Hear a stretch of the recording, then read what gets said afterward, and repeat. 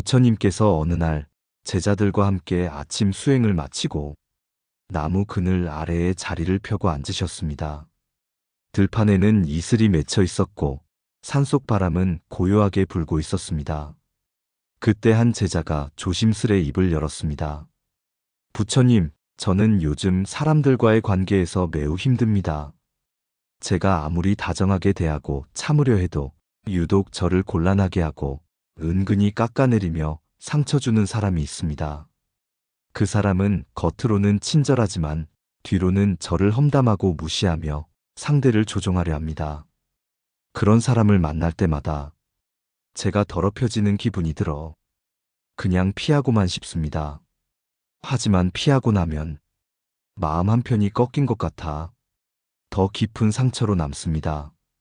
부처님, 이런 본성 못된 사람들은 피하는 것이 답입니까? 부처님께서는 그 제자의 얼굴을 조용히 바라보시더니 말씀하셨습니다.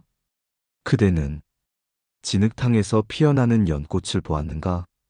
연꽃은 더러운 진흙 속에서 자라지만 그 진흙을 피하지 않고 그 속에서 뿌리를 내려 자신만의 꽃을 피운다. 진흙을 피해 달아났다면 그 꽃은 피지 못했을 것이다. 제자는 그 말씀을 듣고 가만히 고개를 끄덕였습니다.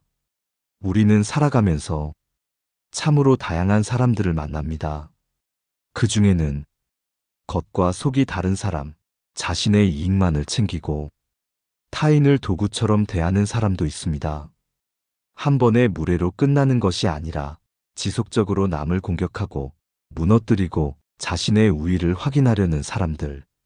이런 사람을 마주할 때마다 우리는 마음속으로 생각합니다.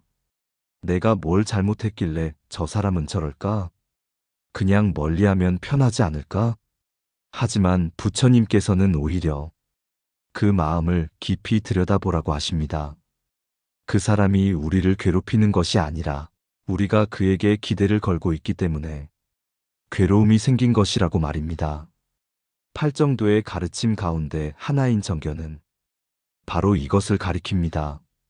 무엇이 옳고 그른지를 제대로 보는 눈. 그 사람의 행동이 나쁘다고 하여 나 또한 그와 같은 방식으로 대응하거나 피하려 드는 것은 내 마음에 또 다른 그림자를 만드는 일이 됩니다. 오히려 우리는 그 본성 못된 사람 앞에서 나의 중심을 바로 세우고 흔들림 없는 태도를 통해 그가 나를 어떻게 흔들 수 없는 사람인지를 깨닫게 만들어야 합니다. 부처님 시대에도 이와 비슷한 일이 있었습니다. 당시 어느 촌장이 부처님께 다가와 큰 소리로 욕설을 퍼붓고 조롱하였습니다. 제자들이 분노하여 그를 제지하려 하자 부처님께서는 손을 들어 말리시며 이렇게 말씀하셨습니다. 만일 누군가가 선물을 가져왔는데 받는 이가 그것을 받지 않는다면 그 선물은 누구의 것이겠느냐? 제자들은 답했습니다. 그 선물은 여전히 건넨 사람의 것입니다. 부처님께서 말씀하셨습니다. 그래서 나는 그대의 욕설을 받지 않았다. 그 말들은 그대에게로 돌아갈 것이다. 이처럼 본성 못된 사람을 마주할 때 가장 강한 대응은 함께 더러워지는 것이 아니라 받지 않는 것입니다. 흔들리지 않고 동조하지 않고 그 사람의 방식에 맞서 내 방식으로 머무는 것. 그것이 바로 연꽃처럼 사는 길입니다. 오늘 우리는 이 이야기의 첫 문을 열며 피하는 것이 능사가 아니고 진흙탕 속에서도 피어날 수 있는 마음의 중심을 기르는 법을 함께 배워가고자 합니다. 다음 이야기에서는 그 본성 못된 사람이 당신을 무너뜨릴 수 없는 이유와 그들을 오히려 조용히 이기는 방법에 대해 부처님의 가르침을 통해 이어가겠습니다. 그날 오후 부처님께서는 제자들과 함께 숲속으로 바루공양을 마치러 가던 길이었습니다. 조용한 숲길을 걷던 중 부처님의 시야에 멀리서 다가오는 낯선 남자가 보였습니다. 그 남자는 처음부터 거친 말투로 다가오더니 부처님께 다짜고짜 화를 내며 소리를 질렀습니다. 당신 같은 자들이 세상을 속이고 어리석은 사람들을 유혹하는 것이다. 나는 이런 위선자들을 보면 참을 수가 없다. 당신도 결국 권력을 탐하는 자와 다를 바 없다. 제자들은 그 자리에서 경악하며 지금껏 누구도 부처님께 이토록 무례하게 군 적이 없다고 분노했습니다. 일부 제자들은 당장 저 남자를 제지하려 했고, 또 어떤 제자는 부처님의 권위를 지키기 위해 그를 내쫓아야 한다고까지 말했습니다. 그러나 부처님은 아무 말 없이 잠시 그 남자를 바라보다 온화한 목소리로 이렇게 말씀하셨습니다. 그대는 지금 마음에 불을 지피고 있다. 그러나 나는 그 불의 마른 장작을 놓지 않겠다. 그 불은 바람이 없으면 곧 꺼진다. 그리고 그대가 나를 모욕했다 하여 나는 그대에게 다시 모욕을 돌려줄 필요를 느끼지 않는다. 그대의 말은 그대의 마음에서 나온 것이고 내 마음은 지금도 고요할 뿐이다. 그 말을 들은 남자는 잠시 멈칫하더니 오히려 얼굴을 붉히며 물러났습니다. 이 장면을 통해 부처님은 제자들에게 진짜 강한 사람은 자기를 지키는 사람이란 걸 보여주신 것입니다. 결코 소리를 더 크게 지른 사람이 이긴 것이 아닙니다. 화를 더 많이 낸 사람이 승리한 것도 아닙니다. 이기는 것이 아니라 흔들리지 않는 것. 그것이 수행자의 길이고 삶을 단단히 지켜내는 방법입니다. 지금 이 순간에도 우리의 일상 속에는 본성 못된 사람으로 인해 마음이 무너지는 분들이 많습니다. 겉으로는 웃지만 속으로는 험담하고 겉으로는 도와주는 척하면서 뒤에서는 나를 떨어뜨리는 말을 일삼는 사람들. 그들은 항상 어딘가 숨어 있습니다. 그들을 마주할 때 우리는 속으로 수없이 외칩니다. 왜 저 사람은 나에게 저럴까? 내가 무슨 잘못을 했지? 그냥 피하면 편하지 않을까? 하지만 피하는 순간 당신은 이미 그 사람에게 당한 것입니다. 부처님께서는 말씀하십니다. 악한 마음은 마주하지 않으면 커지고 바라보면 사라진다. 이 말은 무엇을 하라는 뜻이 아닙니다. 그저 그 사람의 말과 행동을 있는 그대로 바라보되 그 안에서 내 마음이 휘둘리지 않도록 나를 지키라는 뜻입니다. 그 사람의 본성이 문제지만 더 큰 문제는 그 사람 앞에서 나 자신을 잃어버리는 것입니다. 그럴 때일수록 우리는 마음속에 이 질문을 던져야 합니다. 나는 이 사람의 말에 진짜 상처받을 이유가 있는가? 이 사람이 말하는 나와 내가 아는 나 사이에 정말로 일치하는 것이 있는가?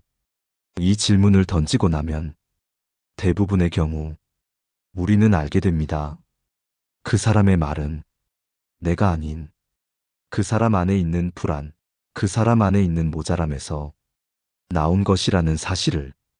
그러니 더 이상 그 말을 받아들이지 않아도 괜찮습니다. 우리는 이미 부처님께서 보여주신 것처럼 그 말이 내 마음의 중심에 닿지 않도록 그저 바라보고 지나가게 둘 수 있습니다.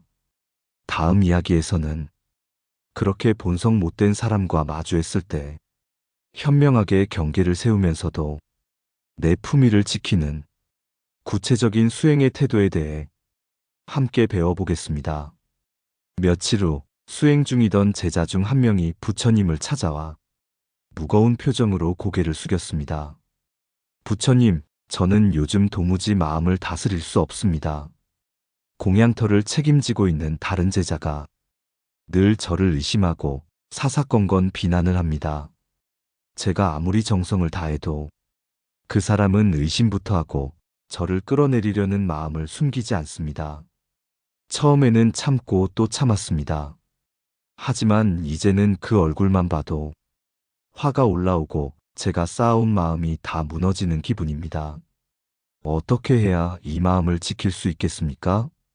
부처님은 고요한 눈빛으로 제자를 바라보시며 말씀하셨습니다.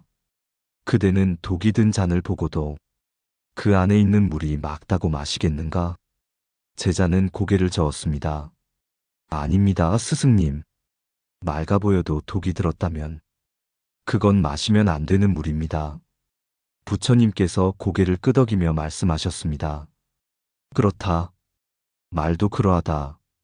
어떤 이는 겉으론 맑은 말을 하고 겉으론 웃음을 짓지만 그 속엔 독이 가득할 수 있다. 그대는 그 말을 마시지 않으면 된다. 그대를 향한 독의 말은 그 사람이 들고 있는 잔일 뿐, 그대가 받아들이지 않으면 그 독은 그 사람의 몫으로 남는다. 이처럼 우리는 살면서 겉으로는 웃으며 다가오지만 속으로는 나를 무너뜨리려는 이들을 종종 만나게 됩니다. 그 사람들은 대놓고 공격하기보다는 애매한 말로 헷갈리게 하고 칭찬인 듯 비난을 던지며 상대의 자존심을 서서히 무너뜨립니다. 그들의 말은 마치 꿀을 바른 칼과 같습니다. 달콤하지만 배입니다. 하지만 중요한 것은 그들이 어떻게 말하느냐가 아니라 내가 그 말을 어떻게 받아들이느냐입니다. 불교에서는 말을 구업이라 부릅니다. 몸의 행동인 신업, 마음의 움직임인 의업, 그리고 말의 행위인 구업. 이 세 가지 업 가운데 가장 무서운 것이 바로 말입니다. 말은 가장 쉽게 흘러나오지만 가장 깊은 상처를 남기고 가장 넓게 번져나갑니다. 그렇기에 부처님께서는 말을 다스리는 수행을 무척 중요하게 가르치셨습니다. 상대가 내게 무례한 말을 했다고 해서 그 무례를 받아들이는 순간 그 사람의 업을 내 마음으로 함께 나누게 됩니다. 하지만 그 말을 받아들이지 않고 그 말의 그림자를 따라가지 않으면 그 업은 내 안에서 머물지 못합니다. 이와 관련된 또 하나의 일화가 있습니다. 어느 날 한 외부 수행자가 부처님을 찾아와 그동안 불교를 공부했던 제자들이 자신의 가르침을 외면했다며 부처님께 분노를 터뜨렸습니다. 제자들이 왜 그렇게 변했냐며 부처님을 탓하기 시작했습니다. 그때 부처님께서는 이렇게 말씀하셨습니다. 사람은 누구나 그릇에 담긴 것을 따라 밖으로 흘려보낸다. 그대의 말은 그대가 담고 있는 것을 보여줄 뿐이다. 나는 그 말을 듣되 그대의 마음까지 받아들이진 않을 것이다. 이 말처럼 당신을 헐뜯는 사람은 결국 자기 안의 불편함을 밖으로 흘려보내는 것일 뿐입니다. 우리는 그 말이 나를 향했다는 이유로 그 사람의 감정까지 전부 받아들일 필요가 없습니다. 다시 한번 자신에게 묻는 겁니다. 저 말이 정말 나를 향한 진실일까? 대부분의 경우 그 말은 그 사람 안에 있는 질투, 두려움 혹은 열등감에서 비롯된 것일 뿐 내 본질과는 아무런 관련이 없습니다. 그러니 그 말을 흔들리지 않고 바라보십시오. 그저 말은 말일 뿐입니다. 그 사람이 말한 내가 진짜 내가 아니라는 걸 당신은 이미 알고 있습니다. 다음 이야기에서는 그 본성 못된 사람들의 말과 태도에 전혀 휘둘리지 않고 단단한 태도로 품위를 지키는 실제 불교 수행의 자세를 함께 살펴보겠습니다. 며칠 뒤 제자들은 부처님의 지시로 마을을 돌아다니며 탁발을 하게 되었습니다. 그중 한 제자는 유독 특정 집만은 찾지 않으려 애썼습니다. 그 집은 마을에서도 소문난 인색한 상인의 집이었고 그 상인은 부처님의 가르침을 비웃으며 수행자들을 조롱하고 공양을 하러 오는 자들을 일부러 굶기기도 했습니다. 하지만 부처님께서는 그 제자에게 그 집을 찾아가라 하셨습니다. 스승님, 그 사람은 스님들을 업신여기고 우리에게 고의로 모욕을 주곤 합니다. 제가 그 집에 가면 또다시 수치심을 겪게 될 것입니다. 부처님은 조용히 대답하셨습니다. 그대는 자신의 마음을 지키는 자인가, 남의 말에 휘둘리는 자인가? 진정한 수행은 온화한 이와 함께 있을 때 드러나는 것이 아니라 거친 자 앞에서도 고요를 잃지 않을 때 완성된다. 제자는 결국 그 집을 찾아갔습니다. 상인은 여전히 날선 말로 제자를 비웃었고 찬바람 부는 마루에 내쫓으려까지 했습니다. 그러나 제자는 한 발짝도 물러서지 않았고 단 한마디의 원망도 하지 않았습니다. 이윽고 상인은 말문이 막혔고 마지막엔 어이없다는 듯 문을 쾅 닫고 들어가 버렸습니다. 이 사건은 제자들 사이에서 화제가 되었고 그날 밤 부처님께서는 제자들에게 말씀하셨습니다. 그대들아, 누군가가 불을 질러도 바람이 없으면 번지지 못하듯 누군가의 독한 말도 그대를 흔들 바람이 없으면 그 말은 그 안에서만 멈춘다. 그대가 평정할수록 상대는 자기 그림자와 마주하게 된다. 이처럼 본성 못된 사람을 마주했을 때 우리는 종종 두 가지 선택의 기로에 놓입니다. 하나는 피하는 것이고 다른 하나는 맞서 싸우는 것입니다. 그러나 부처님의 가르침은 그 둘과는 조금 다릅니다. 맞서지도 않고 피하지도 않는 것, 바로 그 가운데에서 흔들림 없는 나를 세우는 것이 진짜 수행이라는 것입니다. 세상에는 사람을 괴롭히는 데서 즐거움을 얻는 사람이 있습니다. 그들은 타인의 반응에서 힘을 얻습니다. 당신이 분노하면 그들은 성공한 것입니다.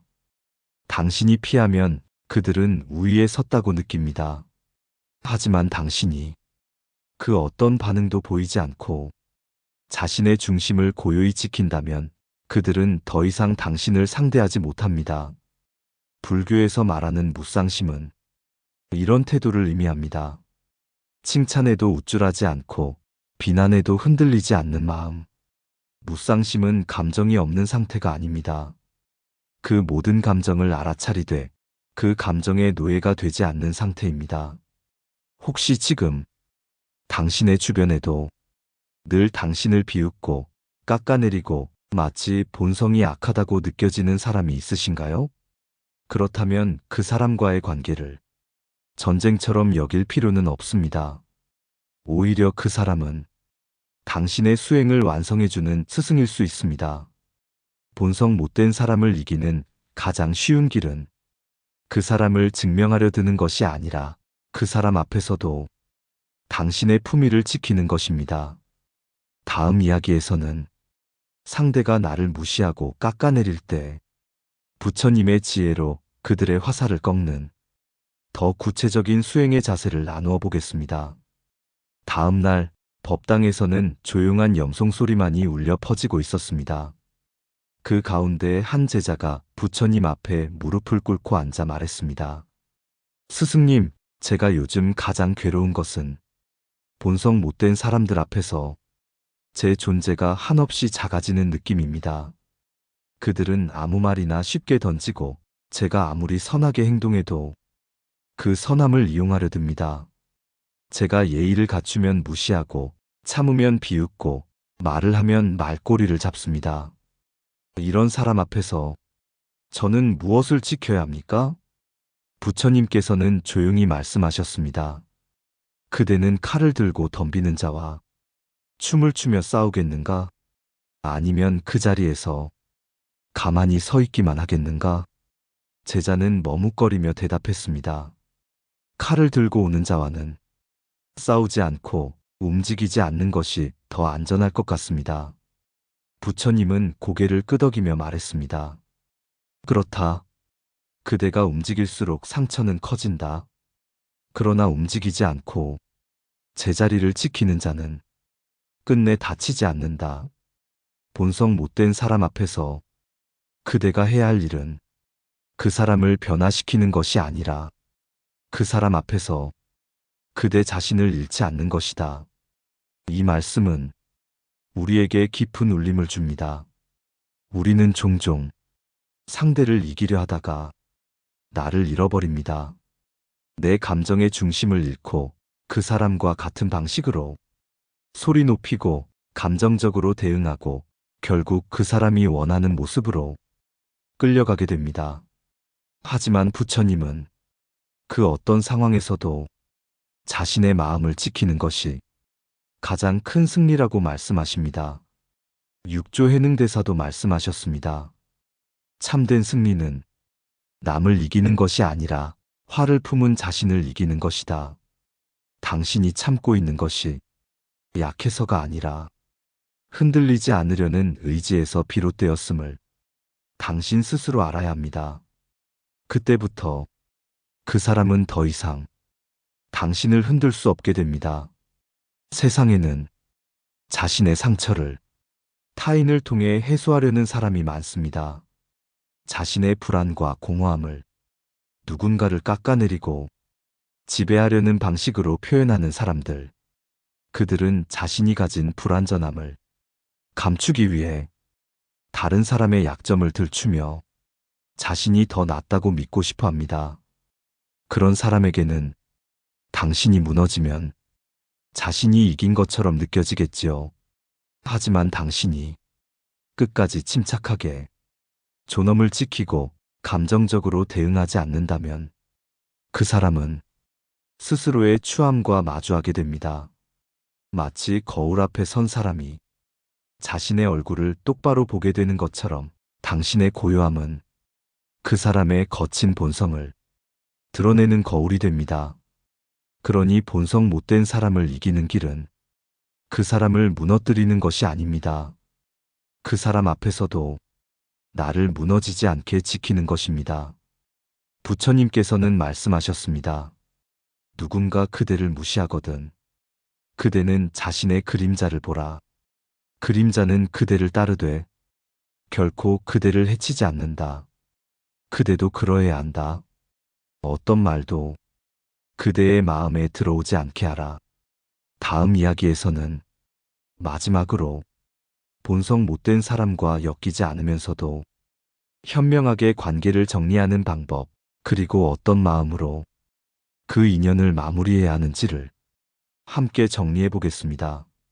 며칠 뒤 수행을 마친 저녁 무렵 부처님 곁으로 또 한 제자가 다가와 차분하지만 단단한 눈빛으로 말했습니다.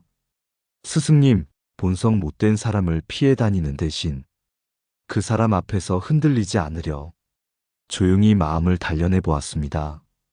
그랬더니 그 사람은 저를 향한 조롱을 멈추지 않았고 오히려 더 자극하려 했습니다. 결국 저는 그 사람과의 관계를 끊기로 결심했습니다.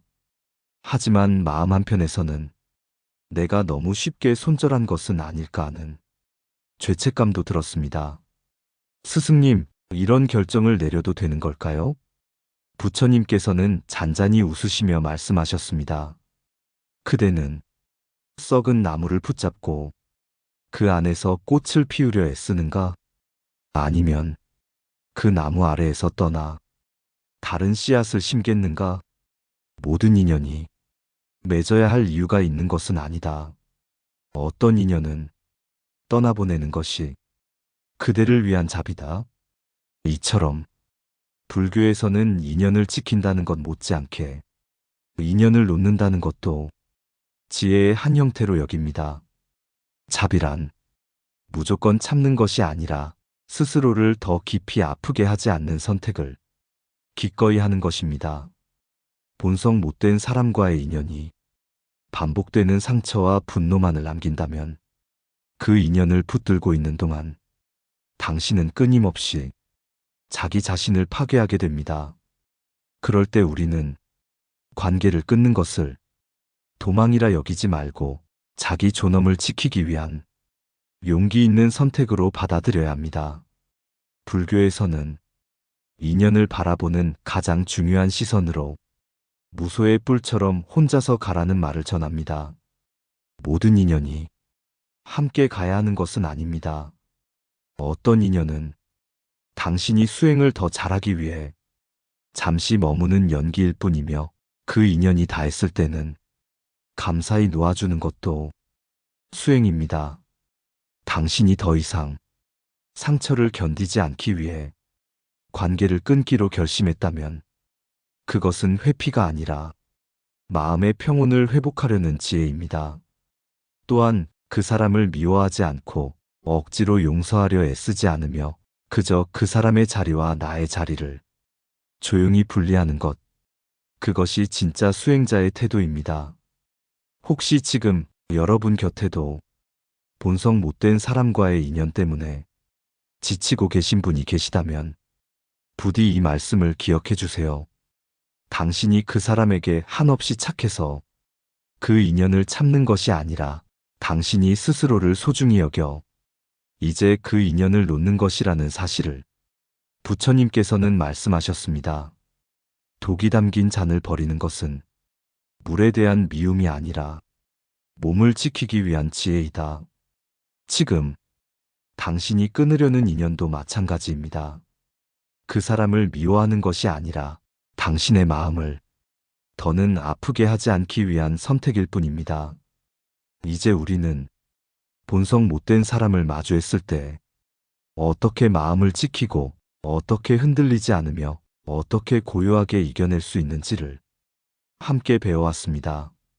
마지막 이야기에서는 오늘의 모든 배움을 정리하며 부처님께서 말씀하신 진정한 승리의 의미를 함께 되새겨 보겠습니다. 이제 오늘의 마지막 이야기로 우리가 함께 나눈 모든 가르침을 정리하며 부처님의 지혜로 본성 못된 사람을 대하는 바른 마음가짐에 대해 마무리 지어보려 합니다. 부처님께서는 어느 날 한 제자가 조용히 찾아와 이렇게 말하는 것을 들으셨습니다. 스승님, 저는 늘 남들과 잘 지내고 싶었습니다. 상대가 나를 괴롭혀도 그 사람을 이해하려 애썼고 그 사람이 나를 깎아내려도 내가 더 잘해야 한다고 여겼습니다. 하지만 끝내 저는 상처만 남았습니다. 이제는 사람을 믿는 것이 두렵고 어떤 말에도 쉽게 위축되고 스스로가 작아졌습니다. 이 마음을 어떻게 다스려야 합니까? 부처님께서는 말씀하셨습니다. 그대는 진흙에 빠졌다고 해서 진흙과 싸우겠는가? 진흙 속에서 빠져나오려면 움직임보다 침착함이 먼저이다. 사람과의 관계도 그러하다. 그대가 빠졌던 것은 사람이 아니라 기대와 두려움의 진흙이다. 본성 못된 사람 앞에서 우리가 해야 할 일은 싸움이 아니라 깨어남입니다. 그 사람이 보여주는 말과 태도는 그 사람 안의 결핍이고 그 사람 안의 고통이며 그 사람 안의 무지입니다. 우리가 그것을 직접 고치려 할 필요는 없습니다. 그저 나 자신이 그것에 물들지 않고 흔들리지 않고 묵묵히 나의 품위와 중심을 지키는 것. 그것이야말로 부처님께서 가르치신 진짜 이김의 길입니다. 오늘 우리가 함께 나눈 이야기들을 이제 한 줄로 정리해 보겠습니다.